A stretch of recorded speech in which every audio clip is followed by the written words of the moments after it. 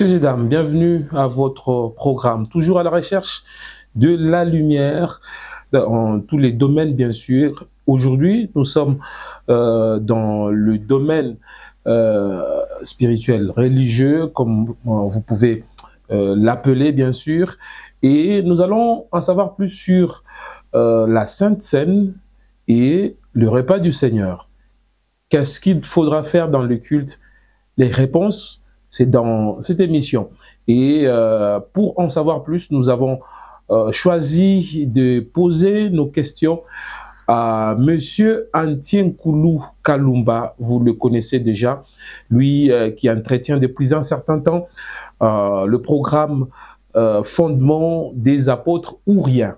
Alors, vous êtes en train de suivre ce programme à la loupe. Voilà pourquoi nous sommes obligés, bien sûr, de passer par ici pour en savoir plus sur ce sujet. Alors, Monsieur Antier, vous êtes le bienvenu dans Passage Oblige. Merci beaucoup. C'est pas la première fois et je pense que ça ne sera pas la dernière. Chaque fois qu'il y aura un sujet qui nécessite bien sûr que vous soyez là, vous serez là. Je serai là. C'est un plaisir pour nous. C'est un ministère pour nous d'apporter la lumière, d'apporter certaines précisions par rapport aux questions spirituelles, par rapport aux questions religieuses, par rapport aux questions des églises. Donc pour nous, nous avons un ministère qui nous amène auprès d'eux en soulevant des sujets et en portant des précisions. En retour, vous gagnez quoi? Je suis le fruit de ça. L'être humain, et comme on dit souvent, dis-moi ce qui t'arrive, je te dirai la nature de ton enseignement. Okay. Lorsque vous êtes mal enseigné, attendez-vous que vous ne recevez que ce qui est mal, vous ne récolterez que ce qui est mal. L'enseignement, c'est une sémence. Et que nous évoluons dans une société où la confusion, la contradiction, on ne sait pas qui est qui, il suffit de se faire appeler ou de porter un nom, ça suffit, mais ce que vous apportez comme enseignement, ça détruit. C'est comme ça que nous, dans notre ministère, comme nous sommes le fruit d'un enseignement et que nous voulons apporter cet enseignement dans la masse, de telle manière que nous puissions sauver des âmes, nous puissions sauver des vies par rapport à la confusion qui caractérise actuellement dans les milieux des églises en particulier, mais en général dans la société où nous évoluons. Alors, fondement des apôtres ou rien, parlez-nous un peu brièvement de ça. Comment ça a commencé? Comment vous en êtes où?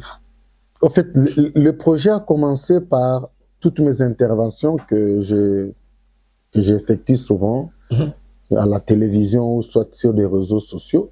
Les gens ont vite compris que chaque fois lorsque je développe un sujet, j'essaie de les ramener sur le fondement des apôtres. Ça veut dire sur ce que les apôtres ont soit fait ou ils ont dit.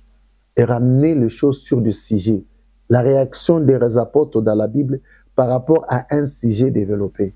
Et lorsque j'ai développé les choses par rapport à ce qui est écrit dans la Bible, ils ont vite compris que la plupart des cas, c'est en contradiction avec ce qui s'est fait. Et on se pose la question, ce que nous faisons, de qui nous détenons. C'est comme ça, et même, c'est quelqu'un qui me suit souvent, il me dit, lorsque je te suis, je trouve que réellement, vous nous ramenez vers les fondements des apôtres. Et c'est sur ces fondements, c'est là où il y a même notre salut, parce qu'apôtre Paul a dit, l'évangile que nous vous apportons, c'est l'évangile qui vous donne le salut, à une seule condition, que vous le reteniez comme nous vous l'avons annoncé. Et apôtre Jean dit ceci, petits enfants, on vous avait annoncé l'arrivée de l'Antichrist. Moi, je vous informe, vous en avez déjà beaucoup au milieu de vous. Comment les reconnaître? Ils viendront vous enseigner, vous éloigner à ce que nous vous avons enseigné depuis le commencement. Et si vous voulez vous sauver de leur séduction, demeurez dans ce qui a été au commencement. Ça veut dire notre salut aujourd'hui, face à cette confusion, face à cette malice, à ces menteurs qui caractérisent notre société dans les milliers des églises, ce qui peut nous sauver, c'est de demeurer dans ce qui a été au commencement, dans ce qui a été fait et enseigné par les apôtres qui ont fondé l'édifice qui est la grande église, là où nous tous nous trouvons notre cause. Voilà. Alors, aujourd'hui, je pense qu'on a posé les jalons de cette émission de ce jour. Et aujourd'hui, on va parler de la Sainte Seine ou du repas du Seigneur. Alors, ma première question est celle-ci. C'est quoi la Sainte Seine? Par culture générale, je ne saurais pas te répondre par rapport à la Bible ou par rapport au fondement des apôtres. Nous avions tous été un jour des chrétiens catholiques. Moi, je suis né d'une famille catholique, il faut le préciser, et j'ai été baptisé en étant bébé dans l'église catholique. D'ailleurs, on m'avait donné mon nom de baptême, c'était Pierre, ce qui veut dire que si même aujourd'hui, je vais parler de l'église catholique, j'en ai le droit, parce que j'y ai été initié dès mon bas âge par la foi de mes parents. Donc, ça peut me permettre de parler de l'église catholique. Personne ne peut se prétendre avoir le droit de parler de l'église catholique en bien ou en mal, plus que moi. Parce que moi aussi, j'étais initié dans la chose. Donc, la Sainte Seine, c'est le troisième sacrement de l'église catholique et l'Eucharistie. Lors d'un culte catholique, il y a, à un moment donné, l'église catholique arrête tout et puis ils font ce qu'ils appellent l'Eucharistie. Dans l'Eucharistie, il y a ce que les autres appellent l'Eucharistie, la communion, que l'église catholique distribue à ses fidèles présents au culte. Il leur donne et puis avant, en fait, ils donnaient aussi un peu de vin, mais actuellement, je ne sais pas si c'est un problème, de moyens ou je ne sais pas. Ils ont leur propre problème. Actuellement, ils se limitent seulement à l'Eucharistie. Et le vin est réservé aux prêtres. Et le vin est réservé aux prêtres pendant les cérémonies. En fait, en bref, la Sainte Seine, c'est ce moment-là de spectacle occulte. Et que cela est reproduit. Spectacle occulte? Non, pendant le moment de culte. Ce spectacle-là occulte dans le culte, oui, justement. Pendant le moment du culte, il y a ce genre de spectacle qui arrive. Pour l'église catholique, ils les font à tous les cultes. Même si vous les invitez... Même pour un culte aux morts, justement, ils le font. Donc pour eux, ça fait partie du culte de tous les jours. Dans des églises catholiques, et aussi, ils ont reproduit presque ce que fait l'église catholique, mais pour eux, c'est... Les églises pentecôtistes ou mouvements, protestantes, voilà. Tout qu'on sort. Les réveils. Et ils le font. Ils peuvent prendre maintenant le pain. Ils coupent en très petits morceaux. Et puis, à la place du vin, parce que dans leur philosophie, prendre de l'alcool, c'est un péché. Alors, ils mettent le boisson sucrée, couleur rouge, dans des petits verres là, et que quelqu'un vient d'une manière symbolique, il récupère les petits morceaux de pain, et puis il boit. Et ça, c'est la Sainte Seine. Ça s'est fait dans l'église catholique, et le groupe de prière, sûrement, ils se sont inspirés de ce qui s'est fait à l'église catholique, et ils ont reproduit ça aussi dans leur église respective.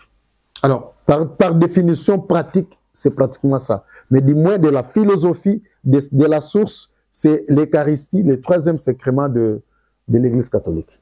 Et le repas du Seigneur? Le repas du Seigneur est biblique. Ah, ok. Le repas du Seigneur, lui, est sorti du moment du dernier repas que Jésus-Christ a eu avec ses disciples. Où il y avait Judas, quand il y avait Judas et tout ce monde. Voilà. Et Jésus-Christ a voulu faire des marques, symboliser certaines choses pendant ce dernier repas. Ça veut dire que c'était le dernier souffle, le dernier enseignement que Jésus-Christ devait donner à ses disciples. Il a commencé d'abord par les laver les pieds. Et puis il est arrivé au repas, au partage du repas. Les grands spectacles. Ce spectacle-là, bibliquement parlant, n'a jamais été appelé Sainte Seine. L'Église catholique peut associer la philosophie de la Sainte Seine à ce repas. Ils ont ces raisons, ils ont leur explication. Le jour où vous aurez l'occasion d'avoir un prêtre, puis qu'il vous donne les détails de comment le repas du Seigneur, le dernier repas que l'apôtre Paul et Jésus-Christ a eu avec ses disciples, ce repas-là, le repas du Seigneur, est appelé Sainte Seine. C'est à eux de dire pourquoi c'est appelé Sainte Seine. Voilà. C'est l'église catholique, je ne peux pas parler à leur place. Mais dis-moi, la Bible appelle repas du Seigneur. Jusque-là, c'est un fait qui se déroule. Ce n'était pas un enseignement. Ça ne nous a pas été transmis comme un enseignement à ce stade. C'est un fait. Jésus-Christ devait passer ses derniers moments sur la terre pour qu'il soit crucifié. Il a voulu faire un dernier repas avec ses disciples. Il a symbolisé ce repas par le pain et le vin. Le pain qui symbolisait sa chair et le vin qui symbolisait son sang. Il leur a dit, faites ceci en mémoire de moi. Est-ce que ce n'est pas par là que l'Église catholique le fait à chaque moment qu'il y a... Attendez, lorsqu'il parle de la mémoire de lui, le dernier discours, il a dit aux disciples, de tout ce que je vous ai enseigné, vous devez retenir une chose, pour qu'on puisse reconnaître que vous, vous êtes mes disciples. Aimez-vous les uns et les autres. C'était ça, la mémoire de notre Seigneur, léguée à ses disciples. Et ces spectacles-là, jusque-là, on ne connaît pas le sens. Mais dis-moi, lorsqu'il a dit aux gens là-bas, c'était ça la mémoire de Christ, que les disciples devaient s'aimer, rester unis, et en cela, on saura qu'ils ont été enseignés par Jésus-Christ, et qu'ils sont ses disciples. C'est dans 1 Corinthiens 11, où apôtre Paul, maintenant, verset 23, où apôtre Paul apporte maintenant l'enseignement. L'enseignement de l'apôtre Paul, il ne reproduit pas le spectacle tel qu'il a été conçu avec Jésus et ses disciples. Et de là, il veut faire sortir la leçon à retenir. Dans la leçon à retenir, ce que lui a appelé les repas du Seigneur. Vous pouvez lire, je pense que c'est 1 Corinthiens 11, 23, je pense qu'on peut commencer par là.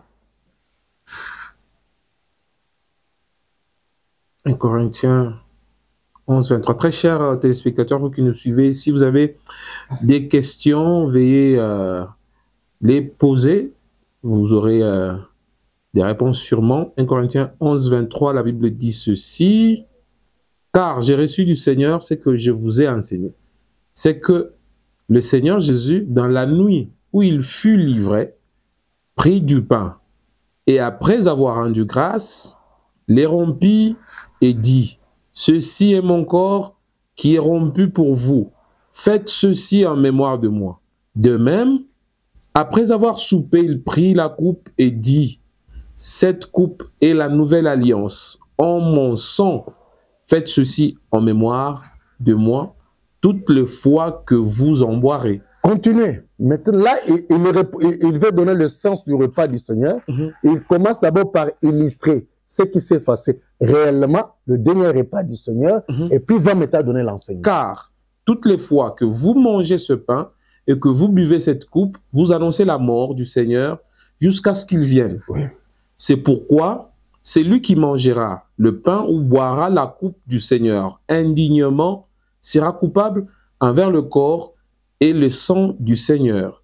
Que chacun donc s'éprouve soi-même et qu'ainsi il mange du pain et boive de la coupe, car celui qui mange et boit sans discerner le corps du Seigneur mange et boit un jugement contre lui-même. Continuons, parce que c'est ça l'enseignement. Voilà. C'est pour cela qu'il y a parmi vous beaucoup d'infirmes et de malades, et d'un grand nombre sont morts. Si nous nous jugions nous-mêmes, nous ne serions pas jugés. Mais quand nous sommes jugés, nous sommes châtiés par le Seigneur, afin que nous ne soyons pas condamnés avec le monde. Ainsi, mes frères, lorsque vous vous réunissez pour le repas, regarde, mais quel repas? Attendez-vous les uns les autres. Attendez-vous les uns les autres. Si quelqu'un a faim, qu'il mange chez lui, à la maison, afin que vous ne vous réunissiez pas pour attirer un jugement sur vous. Oui. Je réglerai les autres choses quand je serai arrivé. Tu peux continuer là où l'apôtre Paul est en train de dire, il y a certains parmi vous qui rentrent rassasiés. Je pense que c'est par la suite. 12 ans, c'était le dernier verset. Je pense qu'on peut remonter du 23, on peut aller vers 22. Ouais, non, tu peux aller vers 22. Oui. Car. Non, vous pouvez verset 20. Verset 20. Oui. Lorsque donc vous vous réunissez, ce n'est pas pour manger le repas du Seigneur. Car quand on se met à table, chacun commence par prendre son propre repas. Regarde. Voilà. Apôtre Paul explique. Parce que ça, c'est avant, lorsqu'il est tenté d'expliquer le repas du Seigneur. Il voulait reprocher une pratique comment les autres faisaient. Il dit, lorsque vous vous réunissez, chacun se précipite à prendre son propre repas. Ce qui veut dire dans les repas du Seigneur, chacun amenait son repas. Continuez. Lorsque, voilà, car quand on se met à table, chacun commence par prendre son propre repas. Chacun amenait son repas. Et l'un a faim, tandis que l'autre est ivre. Et ivre. N'avez-vous pas de maison pour y manger et boire? Ou méprisez-vous l'église de Dieu et faites-vous honte à ceux qui n'ont rien? Ceux qui n'ont rien. Que vous dirais-je? Vous louerai-je en cela? Je ne vous loue point. Regarde, comment était le spectacle du repas du Seigneur à l'église primitive? Chacun amenait son repas. Okay. Toi, tu amènes ton repas, moi j'amène mon repas. Il s'avère qu'il y avait aussi des pauvres qui n'avaient rien. Qui n'avaient rien amené. Lorsque vous amenez, vous devez mettre le repas ensemble. Lorsque vous mettez les repas ensemble, il s'est avéré qu'au moment du partage maintenant, ceux qui ont amené le repas, ils retiraient les repas pour manger que les repas et tout ça. Et les pauvres restaient sans nourriture au repas du Seigneur. Et de surcroît, à la fin, il s'est avéré, il y a d'autres qui sortaient rassasiés, ivres, et les autres qui manquaient. Ils rentraient sans manger. Et apôtre Paul a dit, ça c'est de se manquer de l'église du Seigneur et de se manquer de la mémoire de notre Seigneur. Car la mémoire laissée, c'était la mémoire de l'amour et du partage. Vous devez vous aimer entre vous. Et que les autres pratiquaient autrement. Autre chose. Il a dit, c'est pour cela, puisque vous vous manquez de la maison du Seigneur, parmi vous, il y a des morts. Prenez maintenant la façon dont l'apôtre Paul est tenté de parler du repas du Seigneur. Ramenons ça maintenant, actuellement, la façon dont ça s'est fait dans le nom, ce que nous appelons des églises, sans citer des noms. Vous ne voyez pas que ce sont des choses différentes. Qu'est-ce qui devrait alors se faire? Ce qui devrait se faire, parce que nous sommes des chrétiens. Notre base, ce n'est pas ce qui s'est fait. Notre base, ce n'est pas ce que nous voyons, ce que les autres font. La première chose, on devait d'abord commencer par la lecture. On ne doit pas faire les choses par convenance, par imitation, parce que l'autre a fait. Nous ne sommes pas en cela. Nous sommes des enseignants. Un chrétien, c'est un enseigné. Un enseignant de l'enseignement du Christ pour mettre la tautologie. Qu'est-ce que le Seigneur a parlé à travers ses apôtres? Quel est le fondement qui a été posé par rapport au repas du Seigneur? Est-ce que le repas du Seigneur, c'est une pratique de l'Église? Oui, l'Église primitive a pratiqué les repas du Seigneur. De quelle façon? Pas que vous allez dans un endroit où il y a des gens qui ont déjà acheté des petits pains, ils ont coupé un petit morceau, ou quelqu'un a l'Eucharistie, il vous dit, venez prendre, c'est moi qui vous donne. Non! Le spectacle, le dernier repas de notre Seigneur, a été enseigné pas comme ça. Apôtre Paul dans 1 Corinthiens 11, à partir du verset 20, il est en train d'enseigner que le repas du Seigneur, c'est effectivement un agapao, un partage entre les chrétiens. Parce qu'on devait traduire l'amour, la mémoire de notre Seigneur, l'amour entre les chrétiens. Il ne devait plus y avoir une distinction entre celui qui a beaucoup et celui qui a moins. On devait voir l'unité et l'égalité devant tous et devant notre Seigneur. Nous devons voir cette égalité-là. On ne doit plus avoir les considérations charnelles. On doit avoir la considération spirituelle. Nous n'avons qu'un seul maître que le Christ. C'est comme ça que même moi, si j'apporte l'abondance et que l'autre n'a pas apporté, il ne doit pas se sentir être gêné parce qu'il n'a pas apporté. La nourriture apportée par un riche, c'est la nourriture apportée par un frère. C'est ma nourriture. Il devait y avoir le partage. Ce n'est pas une question d'une organisation qui prend ses décisions, qui vous donne des histoires à manger, des histoires. Vous ne connaissez même pas la condition sanitaire. Il y a des gens. Moi, même vous là, vous alliez dans une fête d'anniversaire dans une maison. Vous arrivez, vous prenez un pain, un morceau de pain qu'on a découpé, prenons 100 morceaux. Ça. Et puis on prend le sucré, un pain de sucré. Et puis on met, on dit là, c'est ça ce qu'on a préparé pour vous. À votre âge, vous direz, ça c'est m'insulter moi. Alors, pas me donner... allons un peu sur le plan pratique. Je peux terminer avec mon idée. Immédiatement, tu ne peux pas accepter qu'on te réduise à ça. Mais lorsque vous allez dans ce genre d'endroit, ils font ça. Vous acceptez ça parce que vous vous dites, c'est comme ça que Dieu a prévu que les choses se fassent. Mais pourtant, ce n'est pas comme ça que le Seigneur a prévu que les choses se fassent. C'est un manque de respect. Le Seigneur n'a pas dit qu'on vous coupe le pain. Le Seigneur a dit aux chrétiens que ceux qui ont le pain, dans les églises, il y a des gens qui ont de l'argent. Ils peuvent apporter toute une usine de pain. Qu'est-ce qu'il leur manque de faire ça? Ils se partagent entre eux, expression de la communion, de l'amour et de la fraternité. Mais ils ne le font pas. Mais eux se résignent maintenant à apporter des choses qui sont sales, même à la vie humaine. Ils présentent ça comme le repas, le dernier repas du Seigneur, ou auquel repas est associé, ou des maladies, et même que les gens soient frappés de mort, ainsi dit l'apôtre Paul. On vous fait participer à quelque chose qui n'est pas ça, on appelle ça, et vous ne savez pas à quoi vous exposez. Apôtre Paul dit ici, c'est pour ça qu'il y a des infirmes parmi vous. C'est pour cela qu'il y a des gens qui meurent parmi vous. Et lorsque vous faites des choses pas conformément à ce qui est écrit, vous serez frappés. Il y aura des infirmes et des malades parmi vous. Et le peuple de Dieu est exposé à ça parce qu'il y a des gens qui se plaisent de faire des choses de leur façon. Ils se donnent d'abord un nom qui n'est pas biblique pour vous égarer et de ce quoi dans la pratique. La pratique elle-même, même si vous dites que la Sainte Seine, c'est on fait allusion au repas du Seigneur. On pouvait accepter si vous pratiquez la Sainte Seine comme la Bible vous recommande de pratiquer. Mais vous ne pratiquez pas comme la Bible vous a recommandé de pratiquer et vous ne vous l'appelez pas comme la Bible l'a appelé. Pourquoi associer cette réalité? Mais c'est simplement une symbolique. Une symbolique de ce qui parce que sur le plan pratique, c'est quasi impossible. Vous vous imaginez une église de 500 membres et puis on amène... Ne le faites pas. Si pour vous c'est impossible, pourquoi vous voulez faire et le faire mal? Et pendant qu'on dit que si vous le faites mal, il y aura parmi vous des paralytiques, il y aura parmi vous des morts. Mais la Bible dit, chaque fois que vous ferez... Le repas du Seigneur n'est pas le symbole du dernier repas avec les disciples. Non, non. Sinon, on se laverait les pieds toutes les fois. Exactement. Et l'apôtre Paul, lorsqu'il est en train d'enseigner sur le repas du Seigneur, il est en train de ramener que ça, en mémoire de ce qui a été fait, que vous deviez faire ça. Mais la chose ne se fait pas qu'il y a au milieu un Jésus qui doit couper le pain, qui doit faire ceci. Non, la chose c'est un agapao. Chacun de nous doit amener le repas de chez lui. Il sait qu'aujourd'hui, on doit célébrer, on appelle ça le repas du Seigneur. Pourquoi? Basé sur la fraternité, sur l'amour, sur l'unité. Le Seigneur, c'est ça l'enseignement qu'il leur a donné.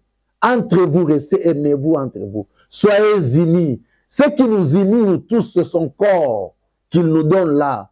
Ça fait de nous ce membre. Et cela est traduit par cet acte-là. Les gens doivent amener, chacun doit amener le repas de chez lui. Ceux qui n'en ont pas, qui ne se sentent pas gênés, parce que ce que les autres ont amené, ça fait partie d'un même corps qui est le corps du Christ. Ceux qui n'en ont pas, ils doivent consommer autant que ceux qui ont amené cette unité, qui n'est pas la discrimination dans l'église. Mais ce qui se fait là, de la Sainte Seine, ce n'est pas le repas du Seigneur. C'est une pratique des églises. Si vous osez appeler ça repas du Seigneur, vous le faites mal. Et en ça est associé une malédiction. C'est pourquoi vous verrez dans vos vies, dans vos familles, il y a des paralytiques, il y a des malades, il y a des morts, ainsi qu'a dit l'apôtre Paul. Nous ne devons pas prendre ça à la légère.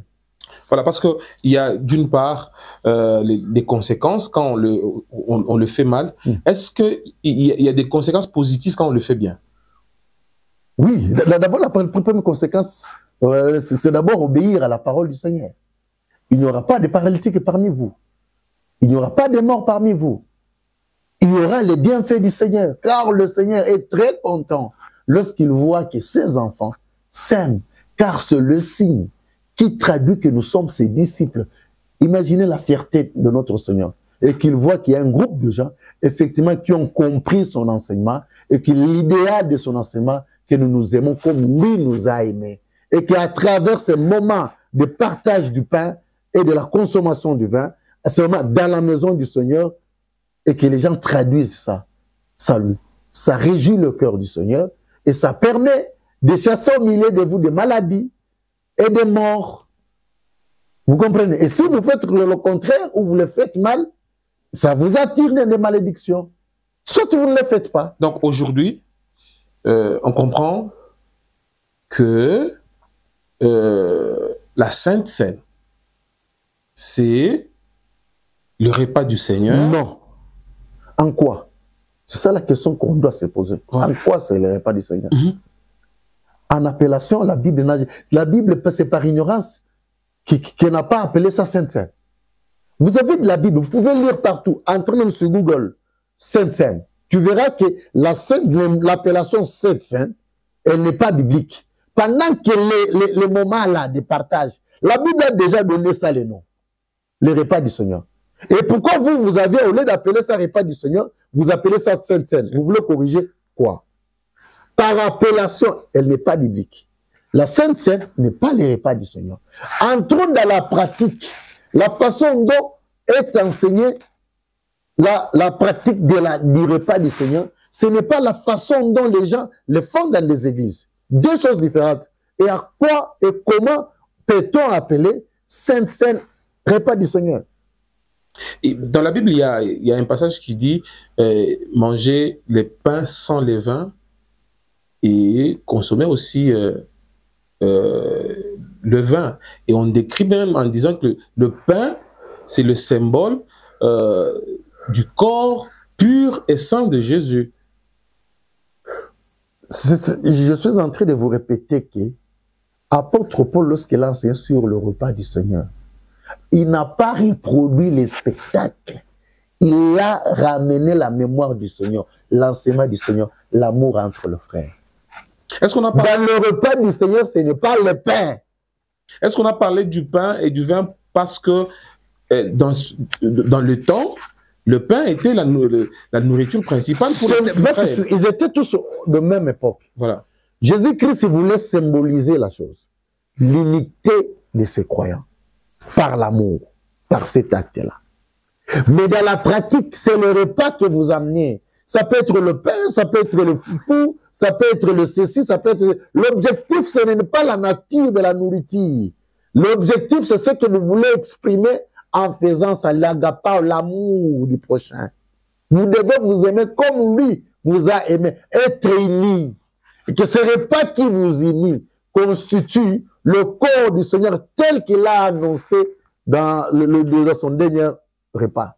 Pas que les repas qu'ils ont partagés ensemble, qui les initiaient à ce moment-là, c'était le repas, c'était le corps du Seigneur. Et le repas que nous prenons, ça, en mémoire de ça, ça constitue son corps. Ça veut dire, ça traduit notre unité. Dont nous sommes les membres. Donc, manger sans être unis, sans avoir l'amour, oui, c'est... Il y aura des sanctions à ça. Lorsque vous n'exprimez pas le respect de l'autre, l'amour de l'autre, la fraternité de l'autre, lorsque vous partagez ces moments, il y a des sanctions, il y aura des paralytiques, il y aura des morts, il y aura des malades parmi vous. Et c'est ce qu'apôtre Paul a voulu épargner l'Église. Et l'Église du Seigneur, jusqu'à ce jour, est appelée à célébrer le repas du Seigneur sous ces notions-là, sous ces valeurs-là. Ce qui est plus important, ce n'est pas ce que vous mangez.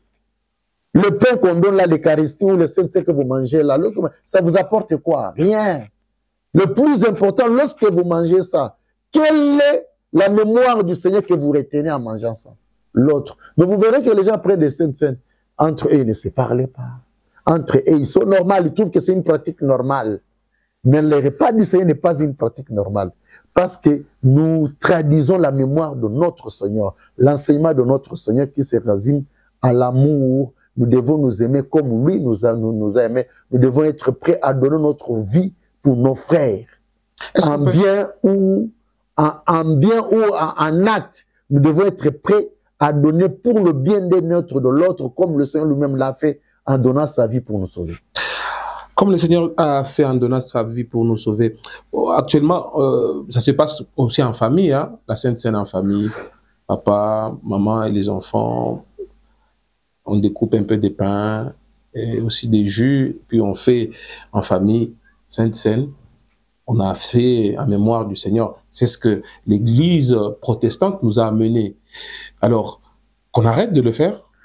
Regardez, parce que nous sommes entre deux cultures.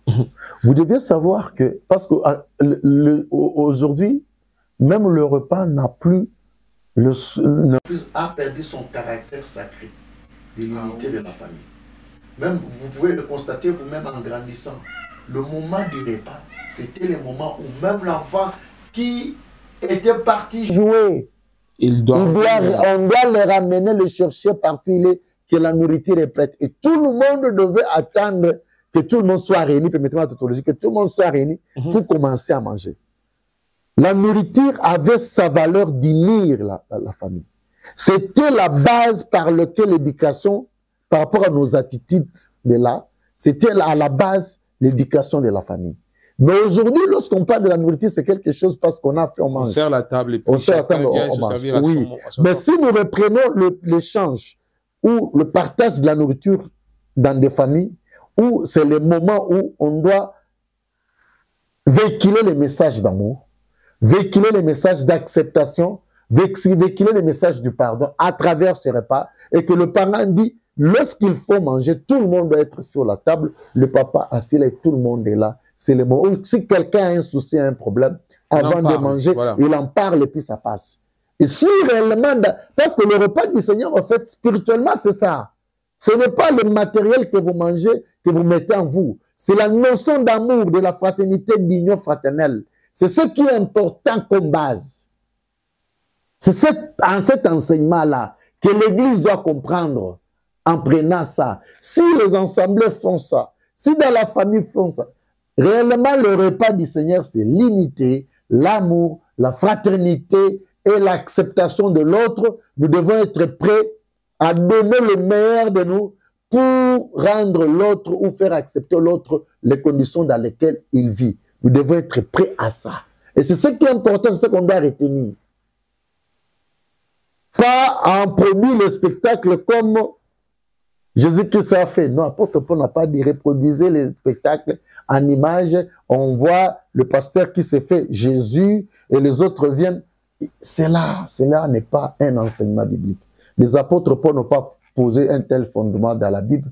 Ce sont des églises de domination qui ont pris soin de faire ces choses pour se faire remarquer. Et ils ont appelé ça habilement le repas du Seigneur. Ce n'est pas un repas du Seigneur, c'est leur pratique qu'ils font dans leur domination respective qui n'ont rien à voir avec le repas du Seigneur.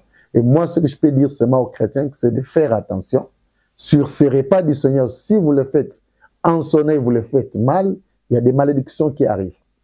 Alors, il ne faut pas aller trop vite dans une ensemble. Oh, les repas du Seigneur, il faut dire ces repas du Seigneur auxquels on a dit que si vous le faites mal, il y aura des malédictions. Rassurez-vous, c'est fait conformément à l'enseignement. Rassurez-vous, c'est fait conformément à ce qui est écrit dans la Bible. Vous le faites autrement. La raison pour laquelle dans vos maisons, vous avez des sécheresses, vous avez des malédictions, vous avez des paralytiques, vous aviez des morts. Évitez d'aller parce que l'Église vous a appelé, vous allez seulement comme ça. Faites des choses conformément à ce qui est écrit. Faites les choses conformément à ce qui est enseigné. Faites les choses conformément au fondement des apôtres. Et c'est là où se trouve votre salut. Sinon, vous aurez crié en vain. C'est là où se trouve votre salut. On peut prendre ça comme votre dernier mot? S'il faut placer les derniers mots, en fait, j'aimerais dire aux gens pour ce qui s'est passé aux Jeux Olympiques. Ah oui, voilà, je voulais... Il faut le dire, c'est la Sainte Seine, ce n'est pas les repas du Seigneur. Ça n'a jamais été une insulte. C'était ma dernière question d'ailleurs. Ça n'a jamais été une insulte par rapport à l'enseignement biblique sur le repas du Seigneur.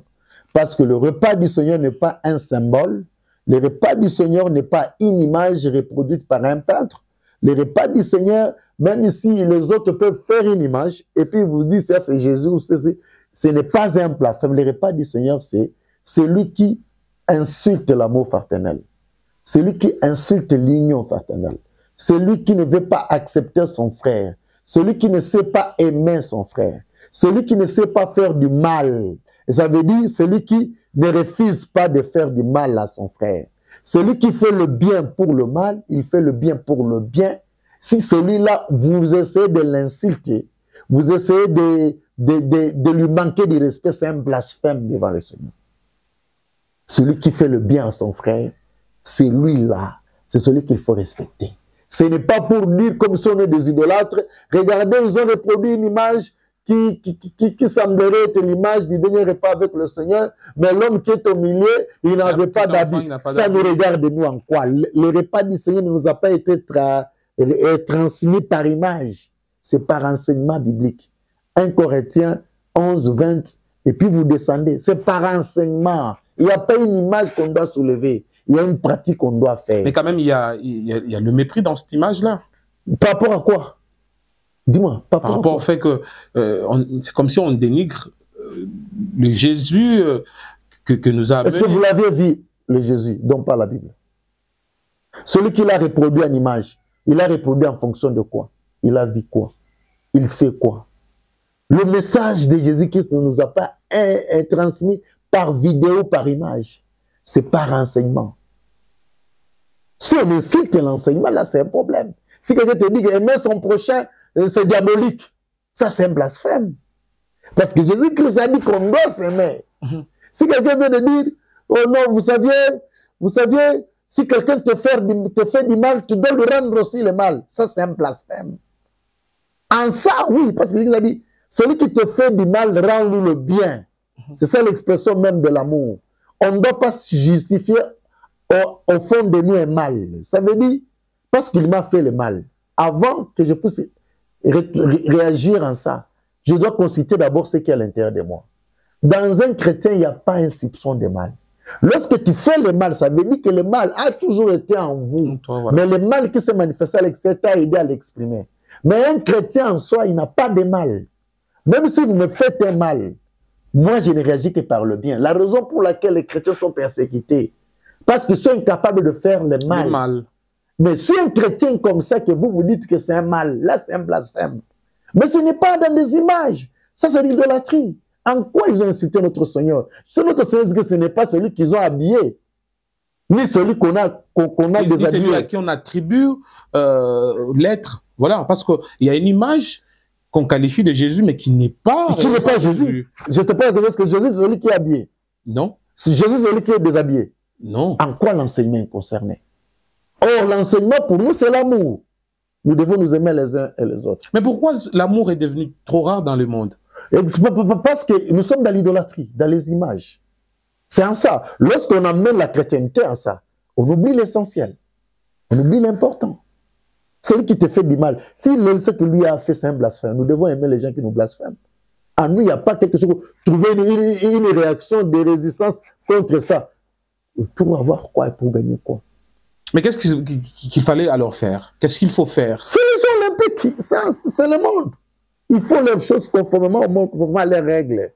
Quant à nous, nous devons rester calmes. Le repas du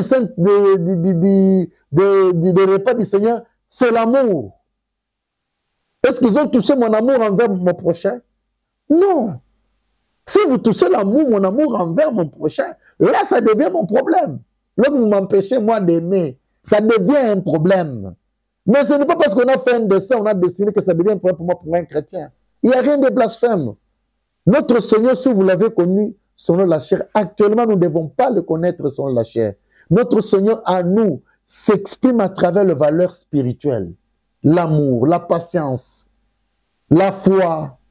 Toutes ces valeurs spirituelles, c'est en ça qu'on reconnaît notre Seigneur. Ce n'est pas dans des tableaux, dans des images, dans cela. Ça, ce sont des idolâtres. Les gens qui sont dans les nominations, qui peuvent tenir des propos pareils et tout ça. Et comment faire pour revenir à cet amour primitif, à ce repas primitif, à cette communion? Parce que en parlant, c'est comme si le but et l'objectif du repas du Seigneur, c'est de remettre ensemble les enfants de Dieu, c'est de les unir autour des valeurs qui sont l'amour, la persévérance, parce que la Bible dit il persévérait dans le bien, dans les dons, fraction de pain, tout ce qu'ils avaient été mis en commun. Pour preuve, quand l'un des disciples a vendu sa concession avec sa femme, Ananias, quand ils ont trompé, ils sont morts sur le champ. Qu'est-ce que faire pour ramener cela dans l'Église. Le problème qui est là, c'est quoi? Actuellement, nous évoluons tellement avec de faux. Il suffit d'être populaire pour que tu sois écouté. Même tout ce que tu dis là n'est pas conforme à la Bible. Il suffit que tu sois populaire. Les gens militent sous n'importe quelle condition d'être populaire. Sous n'importe quelle possibilité d'être populaire. C'est ça ce qu'ils veulent. Le seul moyen de réunir l'Église du Seigneur, c'est l'enseignement. Conformément au fondement des apôtres. Actuellement, les gens ne veulent pas. Ils sont dans la démageaison, comme la Bible le dit. Ils ont du mal à supporter la vérité. Le leader, moi j'ai toujours été victime de ça. Lorsque vous parlez de ça, ils pensent que vous les attaquez. Aujourd'hui, l'Église respecte plus des hommes, en fait, ces dogmes. Il y a quoi même se poser des questions si même ceux que nous appelons églises, effectivement, sont des églises. Il y a même un doute parce que ce qui se fait à l'intérieur et ce qui est dit d'une église sont des choses différentes. Comme par exemple, comme je viens de te dire ici, ce qui est appelé repas du Seigneur et ce qui est appelé Sainte Seine, en appellation et en fait, deux choses différentes. Mais on veut qu'on considère la Sainte Seine comme le repas du Seigneur. C'est comme ça aussi avec les églises. Ils se font appeler église. Si vous regardez ce que la Bible appelle église, ce que l'église a fait dans l'église primitive, c'est que comme l'église s'est comportée, quel est l'enseignement que l'église avait, quels sont les sujets qui ont été développés. Mais si vous arrivez de l'autre côté, ce qu'ils font, et les sujets qu'ils développent là où pour enseigner, des choses différentes. Mais ils se font appeler église. Comment convaincre à ces gens-là que vous n'êtes pas à l'église? Pendant qu'ils savent, ils sont des églises évangéliques. Comment les convaincre, peu importe qu'ils se sont fait appeler église, ils ne le sont pas pour autant. Parce qu'on reconnaît l'église par l'enseignement qu'ils dispensent. De l'autre côté, nous sommes chez les psychologues, les influenceurs, les moralistes. Et ils soulèvent des sujets, regarde, des sujets sociaux, des sujets de leur conflit avec les autres, le sujet de cela. Mais lorsque tu lui parles mettant de ça, hier, dernièrement, j'avais soulevé un sujet avec un pasteur sur la succession dans l'église. Prochainement, j'aimerais que si on peut parler aussi de ça. Il me dit, ce que tu dis là, effectivement, c'est ça. Mais on ne peut rien. Parce que la façon dont on fait les choses ici, ça, aujourd'hui, tu ne peux pas retenir ça. Les gens qui sont élus dans des églises, pas conformes à la parole, ce sont des personnes populaires. Vous les touchez, vous pouvez toucher l'État, il peut y avoir des persécutions, ils sont populaires, et vous ne pouvez pas les arracher parce que la foule le suit parce qu'il est populaire. Et en ça, vous voulez que ces gens-là qui le suivent, ce sont des églises. Ce ne sont pas des églises, ce sont des fanatiques. Ils suivent comme on suit une star, un musicien ou un cela. Et nous suivons la foule pour penser qu'ils sont des dieux. Non. Enlevez notre pensée dans la foule. Ramenez notre esprit présent. Et nous avons une seule chance qu'on nous a été donnée, que nos ancêtres n'ont pas eu. Ils n'avaient pas la Bible pour qu'ils sachent que faire le signe de la croix n'est pas une plénière. Ils n'avaient pas la Bible. Ils ont accepté parce que peut-être le colonisateur... Parce que la Bible était une propriété privée. Le colonisateur est aussi un envahisseur. Il est tué. Par peur, peut-être, ils ont accepté. Mais il s'avère que nous avons la liberté. Et nous avons la Bible. Je n'ai jamais vu où on est écrit, on a fait, pour que les apôtres, avant de prier, doivent faire le signe de la croix. Si je refuse ça, je ne pêche pas contre la Bible, mais je peux pêcher contre une organisation. Mais j'ai quand même la possibilité de savoir si c'est bon ou c'est mauvais. Et j'ai le droit de dire non. Mais les chrétiens ont pris ces pouvoirs-là. Ils voient le faux, ils ne savent pas dire le faux. Mais sinon, ils vont faire de la popularité. Je viens là par ambiance, c'est la musique qui a ceci. Ça suffit pour eux. L'interpellation, aujourd'hui, nous appelons. Si vous vous sentez être un enfant de Dieu, vous n'êtes pas un enfant de Dieu parce que vous appartenez à un endroit. Vous êtes enfant de Dieu parce que vous êtes conformément aux enseignements des apôtres. Sinon, tu aurais crié en vain. Essaye d'apprendre à lire ta Bible, à te poser les vraies questions que la Bible a soulevées. Pas les questions que votre église, la richesse, les ceci, les cela, les questions qui n'ont jamais été soulevées par la Bible. Mais toi, soulève les vraies questions et savoir pourquoi tu suis le Seigneur Jésus-Christ. Tu verras que là où tu es dans la perdition. Tu dois sauver ton âme. Personne ne peut le sauver à ta place. Tu dois avoir le courage de dire non à ce qui n'est pas biblique et d'affronter rien que ce qui est biblique pour ton salut. Sinon, tu aurais crié en vain. En tout cas, ça peut être mon dernier message. En tout cas, c'est pris comme le dernier mot pour ce jour. Nous promettons à nos téléspectateurs d'avoir des sites, d'autres sujets sur lesquels... Prochainement, on peut parler sur, les successions dans des églises. Comment on doit succéder, qui doit être évêque. Il y a également beaucoup à dire sur la dîme. Et même pour la prière, la façon dont nous sommes censés prier, parce que des fois, c'était ça que tu pries. Il y a un autre jour, je me suis croisé avec un frère, sa voix, il parlait, oh, frère, comment ça va? T'envoies une voix rock, t'envoies partout. Oh, mon frère, j'ai beaucoup prié toute la nuit. Je lui dis, c'est toujours la prière qui est enseignée en Matthieu 6 qui a fait que ta voix puisse devenir rock. Ou bien tu as un autre enseignement sur la prière. Il m'a dit quoi? Et j'avais partagé avec le frère Esma qu'il était humble sur la prière. Il a compris que la façon dont ce qui appelle prière n'est pas ce que la Bible appelle prière. Voilà, nous sommes à la fin de cette émission, très chers téléspectateurs. Merci de nous avoir suivis. Merci à toute l'équipe technique. Merci à vous d'avoir accepté notre invitation. On espère que vous vous retrouvez prochainement. Et si vous avez des questions à soulever, n'hésitez pas. Les numéros affichés au bas de l'écran vont vous servir de jointure entre vous et nous afin d'en parler et demeurer dans les enseignements et les fondements des apôtres. Amen. À la prochaine.